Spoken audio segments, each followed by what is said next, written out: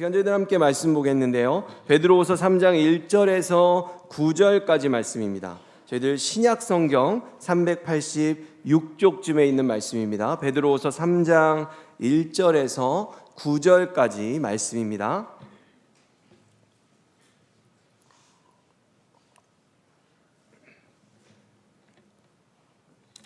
(3장 1절에서 9절까지) 말씀 저희들 함께 교독하겠습니다. 제가 먼저 읽고 마지막 말씀은 같이 읽겠습니다. 사랑하는 자들아, 내가 이제 이 둘째 편지를 너희에게 쓰노니 이 두 편지로 너희의 진실한 마음을 일깨워 생각나게 하여 곧 거룩한 선지자들이 예언한 말씀과 주되신 구주께서 너희의 사도들로 말미암아 명하신 것을 기억하게 하려 하노라. 먼저 이것을 알지니 말세에 조롱하는 자들이 와서 자기의 정욕을 따라 행하며 조롱하여 이르되 주께서 강림하신다는 약속이 어디 있느냐. 조상들이 잔 후로부터 만물이 처음 창조될 때와 같이 그냥 있다니. 이는 하늘이 옛적부터 있는 것과 땅이 물에서 나와 물로 성립된 것도 하나님의 말씀으로 된 것을 그들이 일부러 잊으려 함이로다. 이로 말미암아 그때 세상은 물이 넘침으로 멸망하였으니 이제 하늘과 땅은 그 동일한 말씀으로 불사르기 위하여 보호하신 바 되어 경건하지 아니한 사람들의 심판과 멸망의 날까지 보존하여 두신 것이니라. 사랑하는 자들아, 주께는 하루가 1000년 같고 1000년이 하루 같다는 이 한 가지를 함께 읽겠습니다. 주의 약속은 어떤 이들이 더디다고 생각하는 것 같이 더딘 것이 아니라 오직 주께서는 너희를 대하여 오래 참으사 아무도 멸망하지 아니하고 다 회개하기에 이르기를 원하시느니라. 아멘. 저희들 베드로후서 3장 1절에서 9절 말씀 가지고 주의 말씀을 기억하라 라는 제목으로 함께 말씀 나누겠습니다.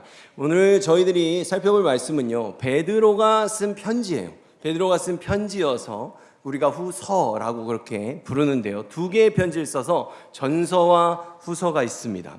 예수님의 제자인 베드로라는 건 저희들 너무나도 잘 알고 있죠. 근데 베드로가 이 편지를 제일 마지막에 썼어요. 근데 제일 마지막에 썼는데 이 편지를 그가 쓸 때 베드로는 어떤 상황이었냐면 굉장히 큰 박해 가운데 있었습니다. 너무 어려운 괴로움을 당하고 있었다는 거예요. 이것이 매우 극심했던 로마 시대, 그리고 베드로는 언제 죽었다고 알려져 있는가 하면 로마 시대, 우리들이 익히 알고 있는 네로 황제 시대에 그가 십자가에 거꾸로 달려서 죽은 것으로 알려져 있습니다.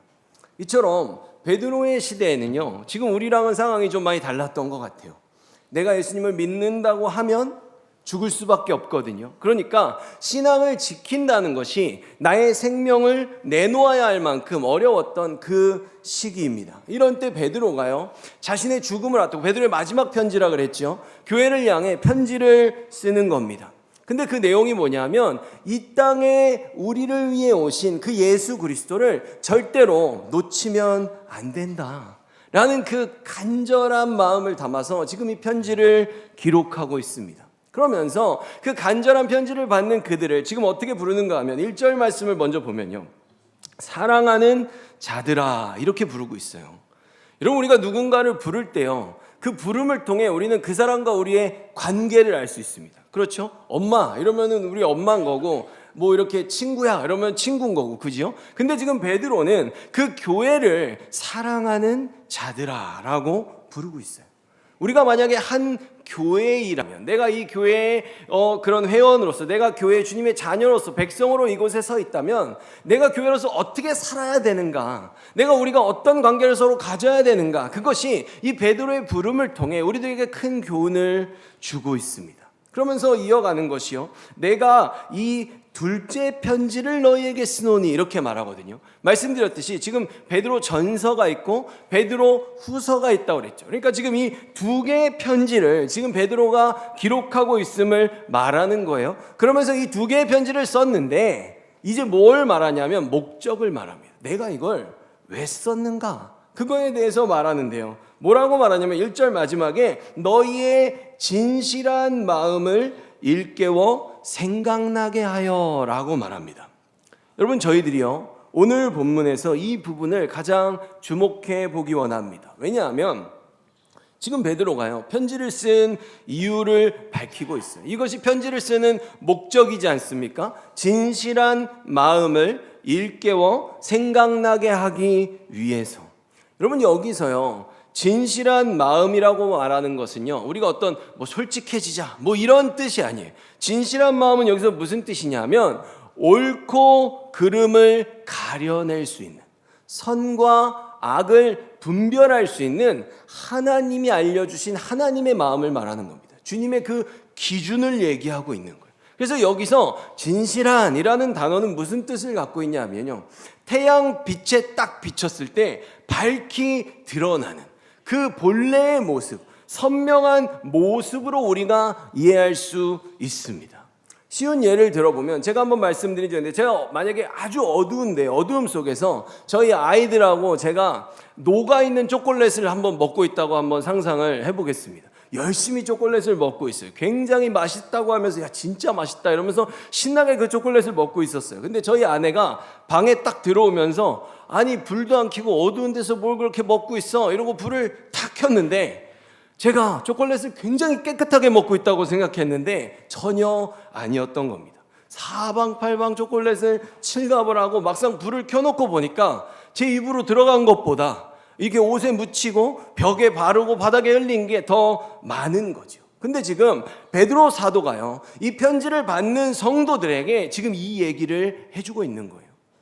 나름대로는 최선을 다해 열심히 산다고, 그 인생을 산다고 우리가 살겠지만, 너희들이 그 하나님이 알려주신 그 진실한 마음, 그 온전한 기준을 가지고 너희들의 삶을 비추며 살아야 한다라고 지금 말해주는 거예요. 옳고 그름을 가리고 선과 악을 분별하는 그런 하나님의 기준으로 너희들을 밝혀야 돼라고 지금 말하는 거죠. 그래서 이 2절의 말씀으로 이제 넘어가잖아요. 그러면 이것을 너희들이 그러면 어떻게 가질 수 있는가? 하나님의 그 기준을 우리가 어떻게 가지고 옳고 그름을 가려낼 수 있는가? 이것에 대해서 명확한 근거를 제시하고 있어요. 2절에. 그래서 2절의 첫 번째 시작할 때 뭐라고 말하냐면 곧 거룩한 선지자들이 예언하신 말씀이라고 말합니다. 이게 첫 번째 거예요. 여러분, 거룩한 선지자들이 예언한 말씀, 이게 뭘 말하는 겁니까? 그들의 손에 들려있던 바로 구약 성경을 말하는 거죠. 구약 성경을 얘기하고 있어요. 그런 다음에 바로 그것과 라고 하면서 두 번째로 이어서 말하고 있어요. 주 대신 구주께서 너희의 사도들로, 제자들이죠. 예수님의 12제자를 말하는데 사도들로 말미암아 명하신 것이라고 말합니다.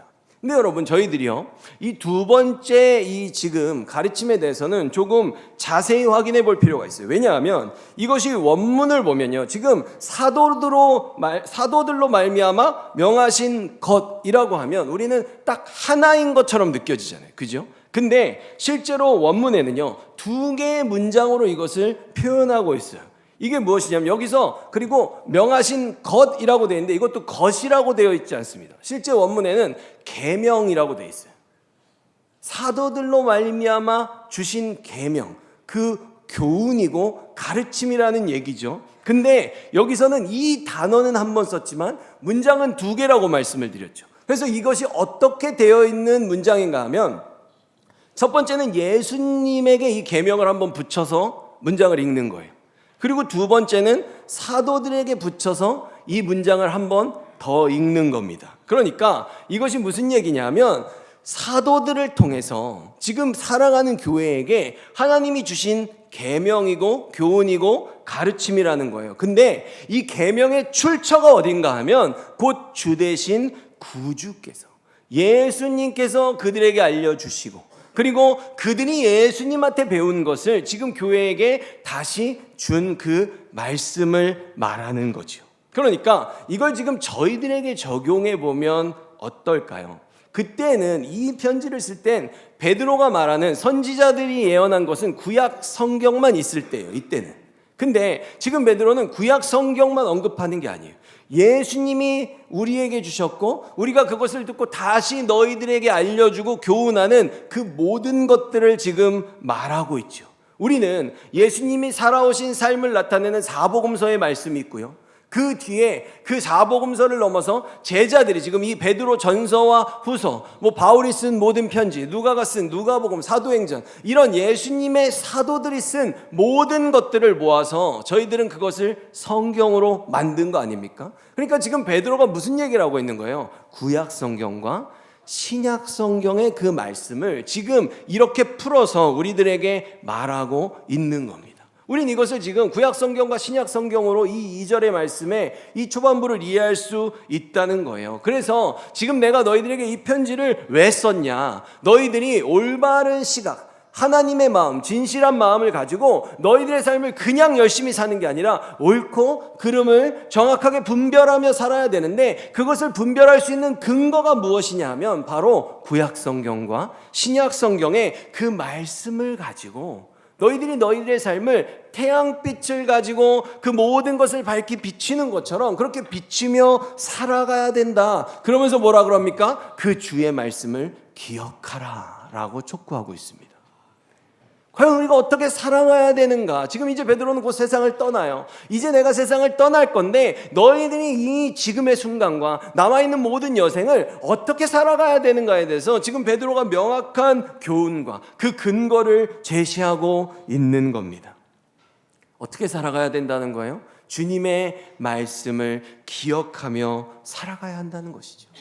여러분, 이것을 하지 않을 그 반대의 경우, 베드로가 염려하는 경우는 어떻게 됩니까? 하나님의 백성이라 말하지만 아니 하나님을 모르면서 그 삶이 심판대를 향하고 망하는 인생들을 얘기하는 거죠. 호세아 4장 6절에 이것에 대해 이렇게 말하고 있어요. 내 백성이 지식이 없어서 망한다. 내가 지식을 거부했기 때문에 나도 너희가 내 제사장이 되지 못하게 하겠다. 너희가 너희 하나님의 가르침을 잊어버렸으므로 나도 너희 자녀를 잊을 것이다. 아멘. 여러분, 우리가요 스포츠 경기를 볼 때요, 스포츠를 이렇게 너 야구 좋아해? 축구 좋아해? 이렇게 물어보면 싫어한다고 말하는 사람들이 있거든요. 싫어한다고 말하고 보지 않는 사람들의 대부분의 특징이요, 그 규칙을 잘 모릅니다. 쟤는 왜 손으로 잡어? 약간 이런 그런 얘기들을 하거든요. 저희 아이들을 볼 때도 그래요. 아이들이 집에서 이렇게 다양한 게임 같은 것들을 하잖아요. 부모님들이 갑자기 친한 척 좀 하려고 가가지고 옆에 가서 이렇게 하면 모르면요 친해질 수가 없어요. 그죠? 그 스포츠를 보면서 어떤 선수가 어떤 플레이를 딱 했을 때 그 선수가 지금 왜 잘한 건지, 아니면 우리 아이가 어떤 것을 딱 갖게 아이템을 가졌을 때 왜 이렇게 열광하면서 좋아하는지 우리들은 그런 것들을 이해할 수 없다는 거죠. 근데 지금 주님께서 그 비슷한 관점으로 우리에게 얘기하고 계시는 거예요. 무슨 얘기입니까? 나 누구랑 진짜 친해. 예를 들어 예수님이 만약에 우리 친구라고, 나 예수님하고 진짜 친해. 나 진짜 예수님하고 둘도 없는 친구야. 예수님 생일이 언제인데 모르겠는데. 이렇게 하면 안 친한 거잖아요. 그런 것처럼 지금 하나님이 그 말씀을 하시는 거예요. 너희들이 나를 알지 못하고 나의 마음을 이해하지 못해서 그 진실한 마음으로 너희들의 삶을 비추며 살아가지 못한다면 나도 나중에 너희들 만났을 때 모른다고 말할 거야 라고 지금 경고하시는 겁니다. 바로 이것이 지금 베드로가 교회를 향해서 사랑하는 자들에게는 정말 마지막에 가장 필요한 말을 해줘야 되지 않겠습니까? 그래서 베드로 전서와 후서를 지금 기록하면서 뭐라 그래요? 주의 말씀을 기억하라 라는 그 한 줄의 가장 중요한 명령을 지금 주고 있어요.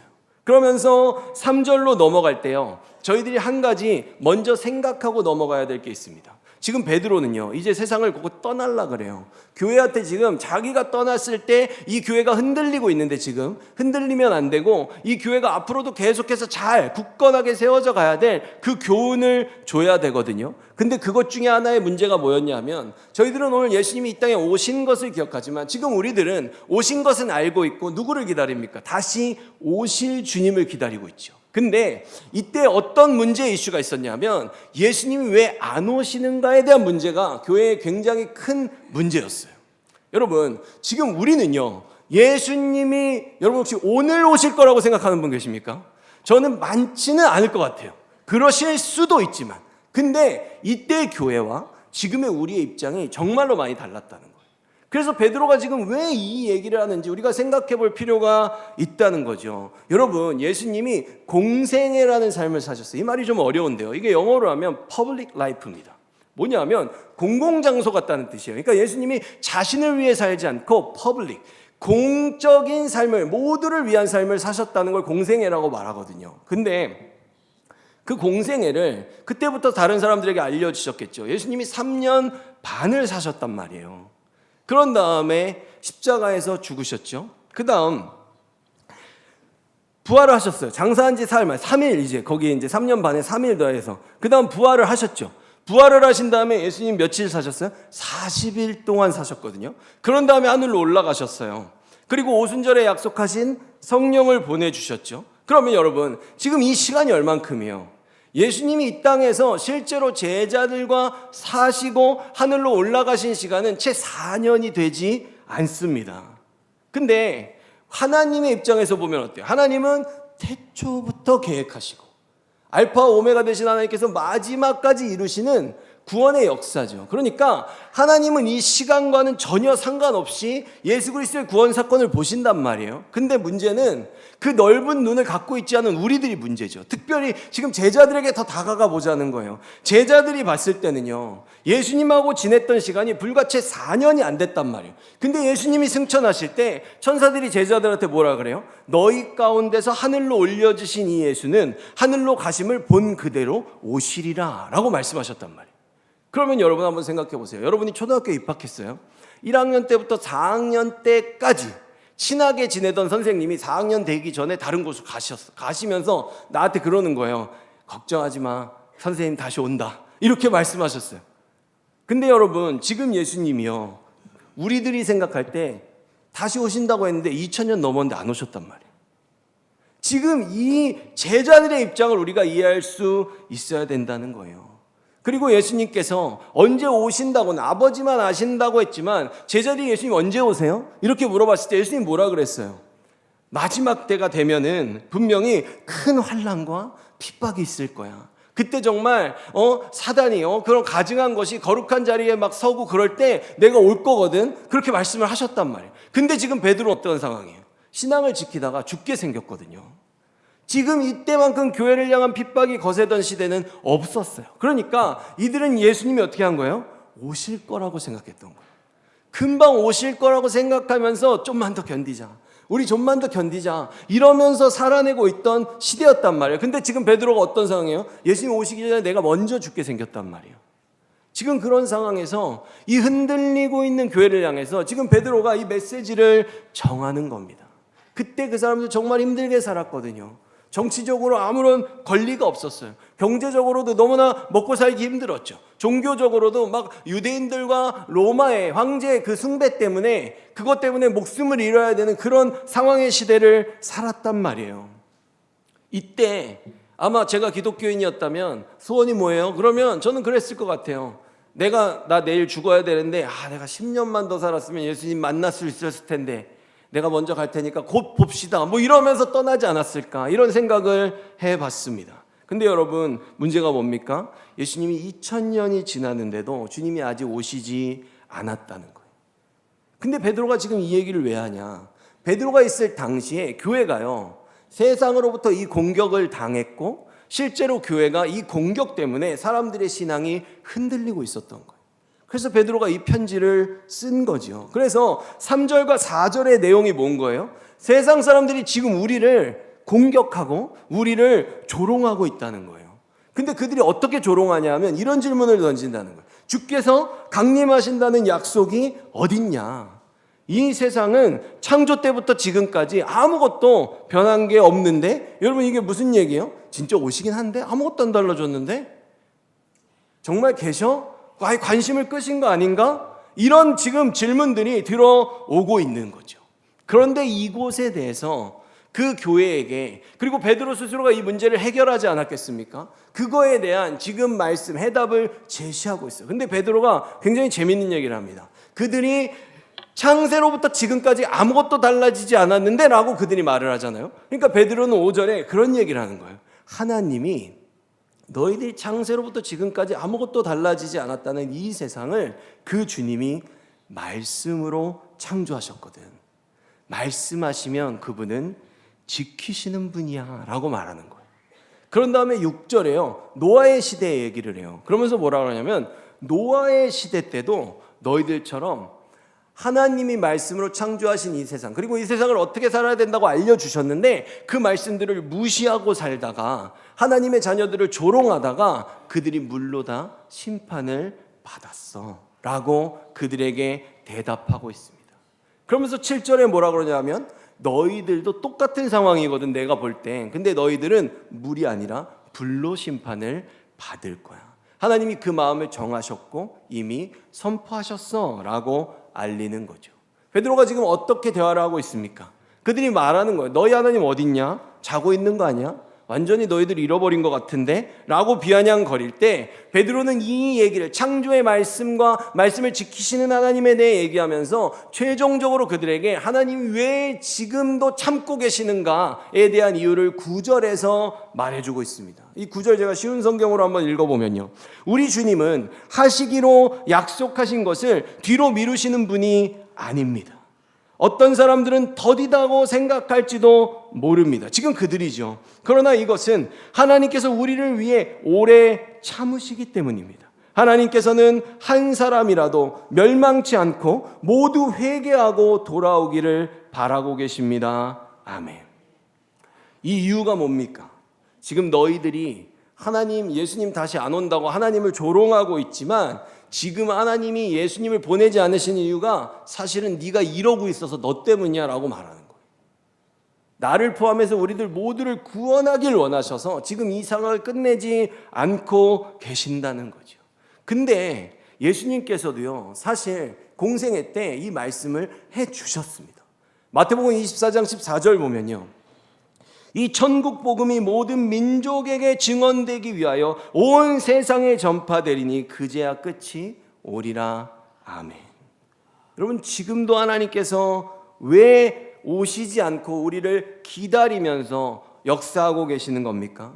지금도 이 세상에서는요, 주님을 인정하지 않고 하나님의 말씀을 듣지 않고 여전히 주님을 믿는 우리들을 조롱하고 무시하는 수많은 사람들이 있습니다. 근데 하나님이 기다리시는 거죠. 어떻게 해서든지 하나님께서는 그들을 구원하기를 원하시기 때문입니다.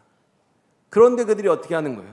오히려 하나님을 무시하고 너희 주님은 어딨냐고, 왜 안 오시냐고, 그런 어리석은 질문들을 주님께 계속 던지는 겁니다. 그때 베드로가 중간에 그 얘기를 하죠. 뭐 얘기합니까? 하루가 1000년 같고 1000년이 하루 같다. 이 시간이 누군가는 길다 여길지 모르겠어요. 너무 어렵고 내가 사는 인생들이 변하지 않고 이 고난이 끝났으면 좋겠는데 이 시간이 너무나도 길죠. 또 누군가는 이것을 짧다고 여길지도 모르겠습니다. 더 누리고 더 잘 살고 싶어서 그럴지도 모르겠어요. 근데 이 1000년이라는 시간이 우리들은 그것을 가늠할 수 없지만 언제 그 1000년 중에 언제 하나님이 오실지 아니면 그 1000년보다 더 길어질지 우리는 그것을 모르지만 하나님은 이 모든 시간을 어떻게 하는 거예요? 1000년 동안 있는 하나님도 똑같은 하나님이고 하루 동안 우리가 만난 하나님도 똑같은 하나님. 뭐예요? 오늘날을 사랑하시는 그 똑같은 사랑으로, 동일한 사랑으로 우리를 구원하기 원하셔서 쉬지 않고 일하시는 그 하나님의 은혜의 시간은 영원하다는 겁니다. 지금 그 얘기를 하고 있어요. 우리는 마지막이 언제인지 알 수 없고 감히 예측할 수도 없습니다. 근데 베드로는 오늘 이 교회가, 베드로도 그것 때문에 힘들었을지 모르겠어요. 근데 그 마지막 교훈을 지금 주고 있어요. 그것들 가운데 절대 흔들리지 않을 수 있는, 우리에게 주는 가장 명확한 방법이 뭡니까? 주의 말씀을 기억하라는 겁니다. 여러분, 사람은 밥을 먹지 않으면 죽습니다. 뭐 얼마 동안은 견딜 수 있겠죠. 그러나 계속해서 밥을 먹지 않으면 우리는 살지 못해요. 근데 우리의 몸이 양식이 없으면 죽는 것처럼 성경은 분명하게 말합니다. 우리의 영혼도 먹어야 산다고 말이죠. 그래서 예수님이 말씀하시잖아요. 요한복음 6장 48절에 내가 곧 생명의 떡이니라. 아멘. 누굴 먹어야 된다는 거예요? 예수님을 먹어야, 내 영혼을 살리시는 생명의 떡인 예수님을 먹어야 우리가 산다는 거예요. 근데 그럼 우리가 예수님을 어떻게 먹습니까? 여러분, 우리는 실제로 성찬식 때 예수님의 살과 피를 먹는 성찬식을 기념하죠. 근데 그것이 성찬식에서만 예수님을 먹는 게 아니에요. 실제로 그것을 우리가 어떻게 먹어야 되는가에 대해서 성경은 방법을 알려주고 있어요. 신명기 8장 3절을 보면요, 사람이 떡으로만 사는 것이 아니요 여호와의 입에서 나오는 모든 말씀으로 사는 줄을 내가 알게 하려 하심이니라. 아멘. 여러분, 예수님이 자신을 생명의 떡이라고 그러셨어요. 근데 예수님의 고향이 어디입니까? 마태복음 2장 1절 보면 예수님께서는 유대 베들레헴이라는 마을에서 태어나셨습니다 라고 돼 있어요. 여러분, 여기서 레헴이라는 단어가 바로 빵이에요. 떡이죠. 그리고 베들로 돼 있는데, 이게 우리가 영어에도 L이 붙으면 그 L을 읽잖아요. 그게 아니라 원래 이 레헴을 떼고 앞에만 쓰면 이게 베들이 아니라 베이트라는 단어입니다. 이게 집이라는 뜻이에요. 그러니까 예수님은 생명의 빵이고 생명의 떡인데 빵집에서 태어나신 거죠. 베들레헴에서 생명의 떡이신 예수님이 나온 거예요. 예수님이 생명의 떡인데 예수님의 고향이 떡집이라는 이름을 갖고 있다는 거죠. 무엇을 말씀해 주십니까? 모든 인간들이 밥을 먹어야 살 수 있는 것처럼 저희들은 진리의 양식이고 말씀이신 그 예수 그리스도, 생명의 빛이신 그 예수님의 말씀을 우리가 먹고 주님의 발자취를 따라 살아가야만 우리가 살 수 있다는 겁니다. 지금도 이 세상에 많은 사람들은요, 예수님을 믿지 않고 그 말씀을 잘 모르고요, 그 말씀을 모르니까 그 말씀대로 살지 않고 있습니다. 그래서요, 우리가 볼 때는 살아있는 것 같아도 하나님이 보실 땐 그들은 죽어 있습니다. 살아도 산 게 아니라는 거예요. 예수님을 알지 못하면 우리는 영적으로 죽은 자가 되는 것입니다. 여러분, 저희들은 오늘 예수님의 탄생을 기념하는 성탄 예배를 드리고 있습니다. 우리는 이 놀라운 기쁨을 알고 있죠. 그래서 알기 때문에 우리에게 이것이 기쁨인 거예요. 축구 경기를 알아야 그걸 보면서 재미를 누리는 것처럼 우리는 예수님이 왜 오셨는지, 우리에게 어떤 의미가 있는지, 우리가 어떻게 살아가야 되는지 알기 때문에 이 예배가 기쁠 수 있는 것 아닙니까? 그런데 아직도 수많은 사람들에게는 이 기쁨이 아니라는 사실입니다. 우리는 이 현실을 볼 수 있는 눈도 가지고 있어요. 왜 그렇습니까? 말씀을 통해 세상을 비추시기 때문이죠. 저희들 그래서 최선을 다해서 어떻게 해야 됩니까? 베드로가 우리에게 말하는 주의 말씀을 기억하라 라는 그 명령을 받고 살아냄과 동시에 이 주님을 증거하며 살 필요가 있는 것입니다. 여러분, 우리는 이제 예수님이 다시 오심을 기다릴 때요, 예수님이 다시 오신다는 말씀이 있기 때문에 주님 분명히 다시 오실 거예요.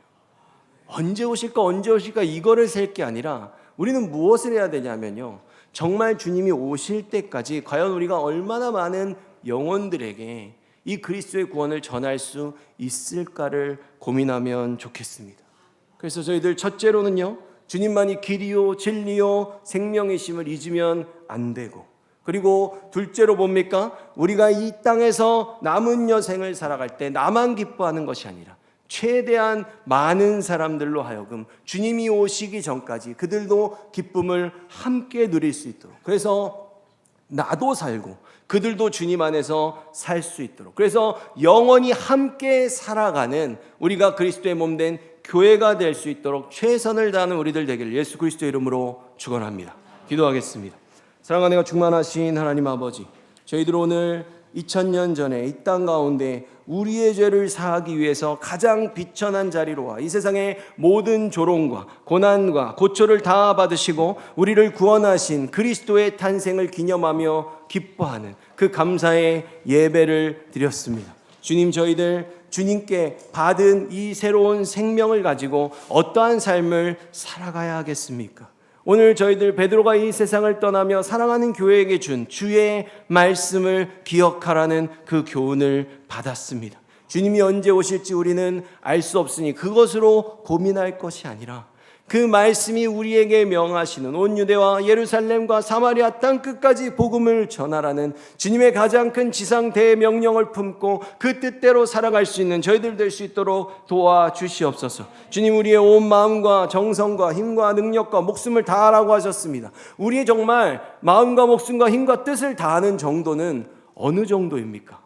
그것을 가장 잘 아는 사람은 우리들 자신이지 않을까 싶습니다. 훗날 우리가 정말 주님을 1대1로 만났을 때 나는 정말 마음과 목숨과 힘과 뜻을 다해 주님만 사랑했다고 자신 있게 말할 수 있는 저희들 되었으면 좋겠습니다.